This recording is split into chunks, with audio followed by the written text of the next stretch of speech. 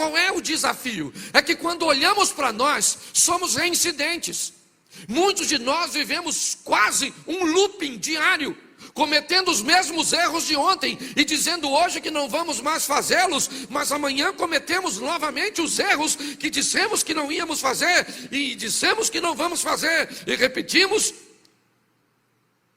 Depois de um certo tempo, isso se torna um ciclo vicioso e é fácil de explicar isso se você ler João 8,34. Nenhum texto explica melhor isso do que João 8. Põe para mim.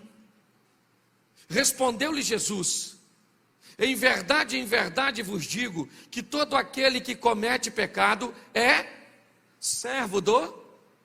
Em algumas traduções está escrito escravo. Mesma coisa. O que o texto está dizendo é o seguinte: aquele que comete pecado é escravo do pecado. Quem é escravo do pecado tem o pecado como senhor. Se o pecado é senhor, a tradução de senhor também traz a conotação de dono. Se o pecado é meu dono, eu sou obrigado a obedecê-lo. Por isso que eu tenho tanta dificuldade de parar de pecar. Por quê? Porque o pecado é meu dono. E se o pecado é meu dono, eu respondo para ele. Quando eu tenho um senhor, quando eu tenho um dono, eu não faço o que eu quero, eu faço o que ele quer que eu faça. Quando você tem um pecado e não consegue se libertar dele, é simples. É porque ele é seu senhor. Então não tem essa.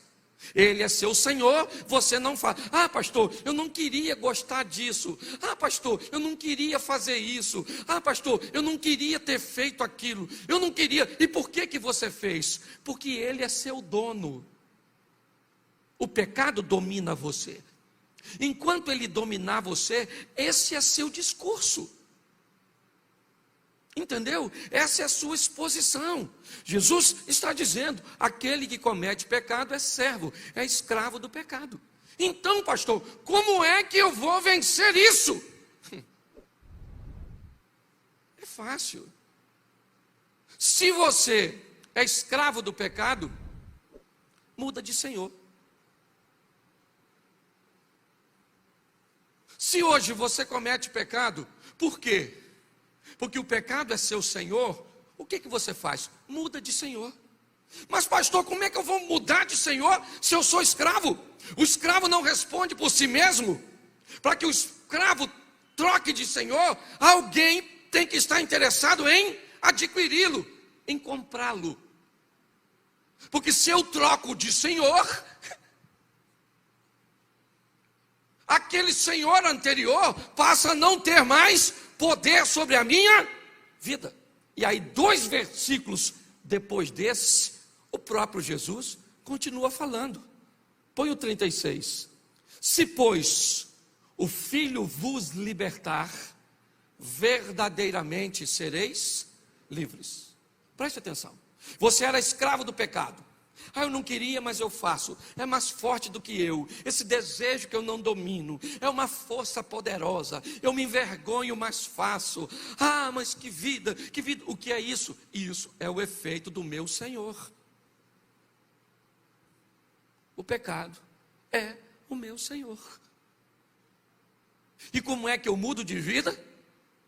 Sendo comprado por alguém que não tem o pecado como prática. Mas será que esse alguém tem interesse de me comprar?